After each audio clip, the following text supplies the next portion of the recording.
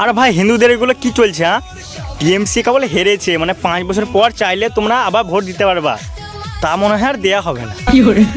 4 তারিখের পর যখনই টিএমসি হেরেছে তারপর থেকে তো পার্টি অফিস থেকে মানুষ সব কিছু তো মুছে দিচ্ছে। যেভাবে আঘাত করা হচ্ছে ভাই এতটা অত্যাচার করতে হয় না, এমন ভাবে দিচ্ছ মানে অসহ্য, মানে এতটা ভাই সহ্য করতে পারবে না কেউ। হিন্দু পাওয়ার হিন্দুকে খুব ট্রোল করছিল, এখন গানে ভয় ঢুকে গেছে আর ভয়ে বলছে বিজেপিতে যোগ দেবে, তাও তোমরা তো বিজেপিতেও নিচ্ছ না। এতটা কেউ অত্যাচার করে? ওরা কোথায় যাবে? লাস্টে বলে কি বাংলাদেশ পালাবে? আর আমি তো যোগী আদিত্যনাথের উপরে একটা ভিডিও বানিয়েছিলাম, অনেকজন তাকে ভাষা করছিল বলে তাদের অনেক দিয়েছিলাম, তারা যে আমাকে ধমকি দিচ্ছিল না, বলছো টিএমসি জিতা পর তারপর তোর ব্যবস্থা করছি, মানে যে এত এত ধমকি দিচ্ছিল, জানি না এখন কোথায় ঢুকে গেছে, ঘরে না গাধার গাঁড়ে, মানে খুঁজেই পাওয়া যাচ্ছে না।